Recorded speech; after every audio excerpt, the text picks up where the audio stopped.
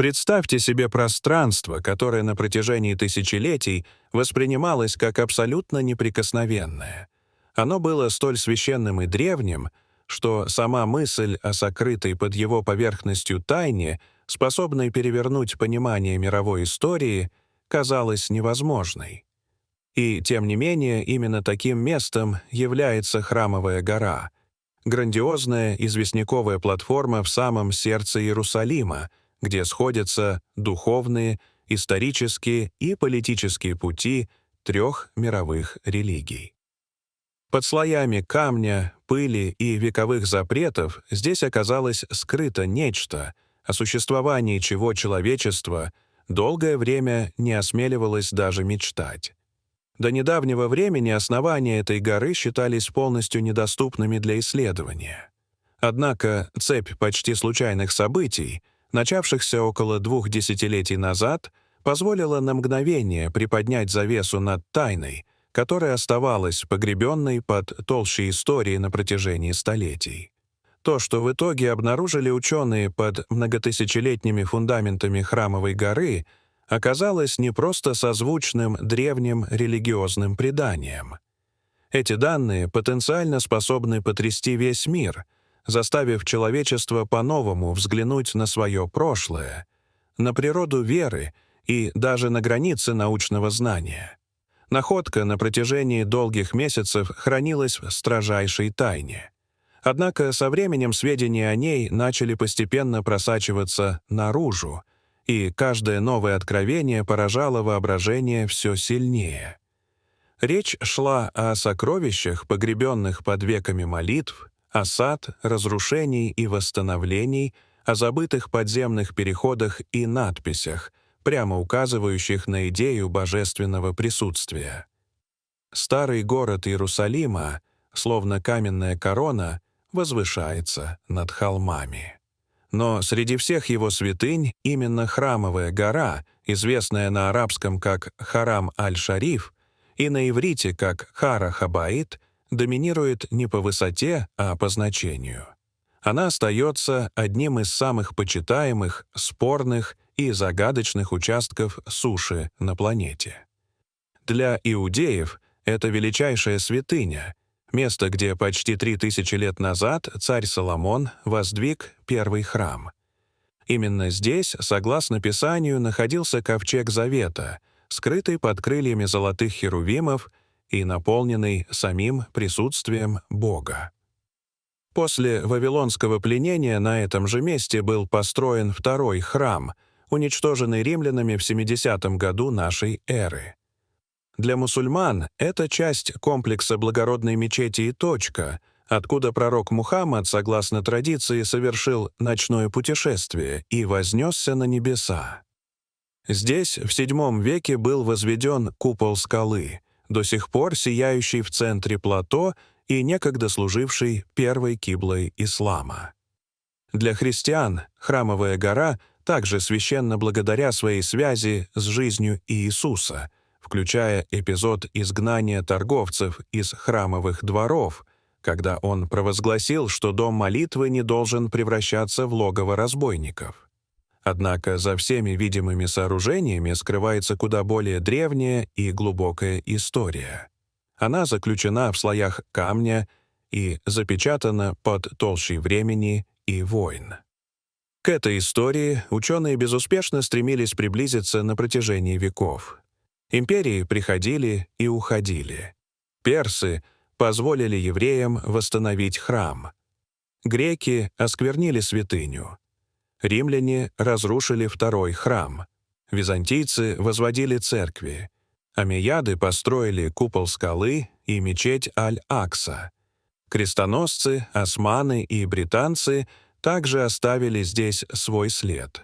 Но сквозь все трансформации неизменно проходила мысль о том, что это место является точкой соприкосновения неба и земли.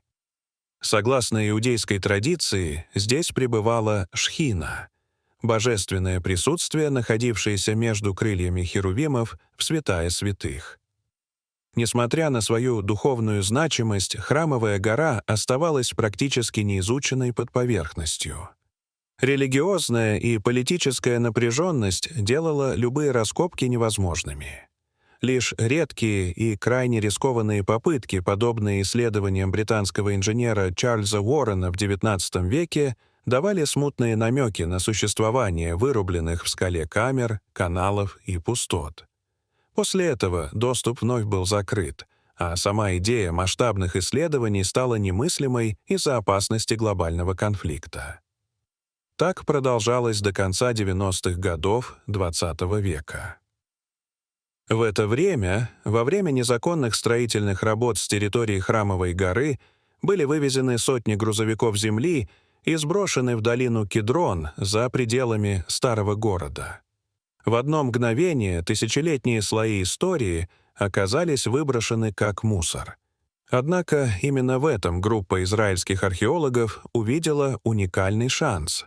В 2004 году был запущен проект просеивания Храмовой горы. В его рамках добровольцы на протяжении многих лет вручную просеивали каждый фрагмент грунта. Результаты оказались ошеломляющими. Было обнаружено более 500 000 артефактов.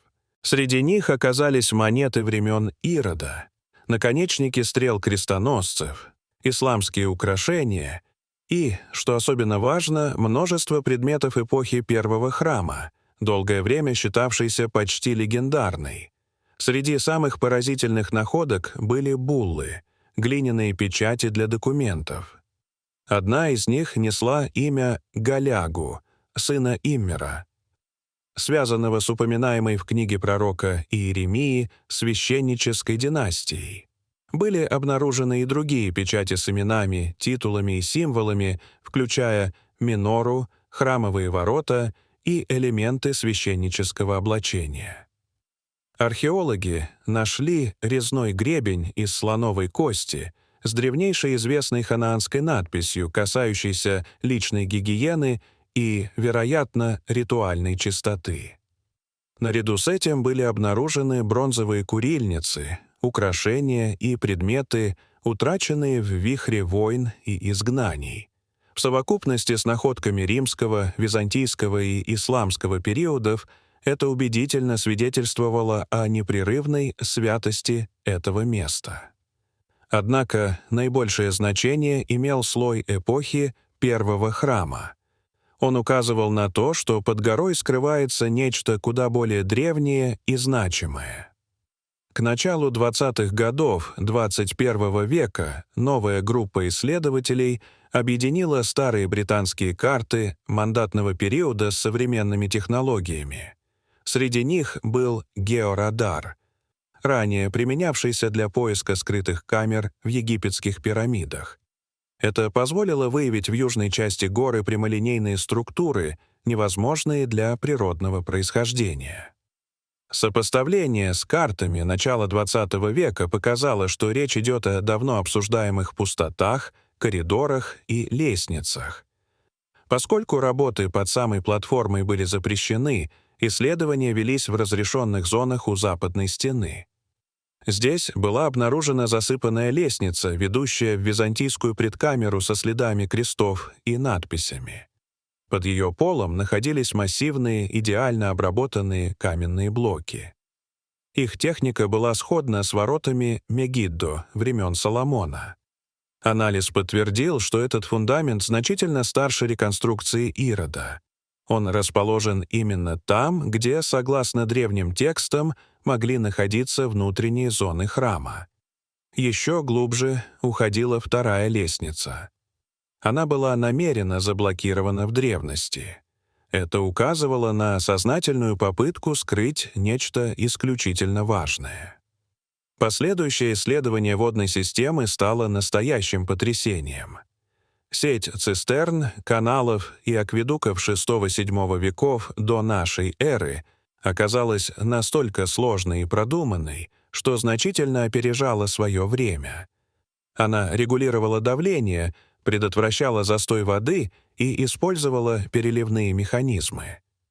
Наложение карты этих сооружений на библейские тексты выявило поразительные совпадения с описаниями работ царя Езекии и его предшественников. Один из крупнейших резервуаров находился под предполагаемым местом жертвенника. Его стенки были покрыты золой и органическими остатками. Это указывало не просто на инженерное решение, а на тщательно организованную священную систему. В конечном итоге акведуки привели исследователей к области, остававшейся недоступной более 1000 лет. За запечатанным каменным порогом была обнаружена небольшая круглая камера, вырубленная в скале. В центре находился неглубокий каменный бассейн, наполовину засыпанный пеплом. Его окружали почерневшие лампы и следы благовоний эпохи первого храма. Все пространство оказалось нетронутым. Его намеренно закрыли, чтобы никто больше никогда туда не вошел. На краю бассейна была вырезана надпись палеоивритом: «Тот, кто обитает здесь, его дух никогда не покидает». Эта фраза поразительным образом перекликалась с описаниями святая святых, внутреннего святилища, где пребывала Шхина и куда первосвященник имел право входить лишь раз в году. Датировка ламп, пепла, архитектуры и стиля письма полностью совпадала с эпохой первого храма. Этот объект стал первым материальным свидетельством пространства, которое веками считалось недостижимым и, возможно, мифическим. Реакция мира оказалась сложной и противоречивой. Ученые были ошеломлены. Религиозные лидеры встревожены. Политики предельно осторожны. Одни увидели в находке подтверждение древних текстов, другие — угрозу хрупкому религиозному равновесию. Сегодня исследователи переходят к неинвазивным методам, включая мионную томографию, чтобы попытаться обнаружить другие скрытые камеры. Параллельно пересматриваются тексты, анализируются старые карты и обсуждаются международные научные инициативы. Храмовая гора остается исключительно чувствительным и ограниченным для доступа местом. Однако одно уже стало очевидным. Впервые в истории человечество заглянуло внутрь святилища, скрытого под слоями времени, и увидело то, что на протяжении веков считалось недосягаемым — самую сердцевину древней веры. Дорогие зрители, что вы думаете об этой истории? Расскажите, пожалуйста, в комментариях. А если вам понравилось это видео, то ставьте лайк и подписывайтесь на наш канал. До свидания.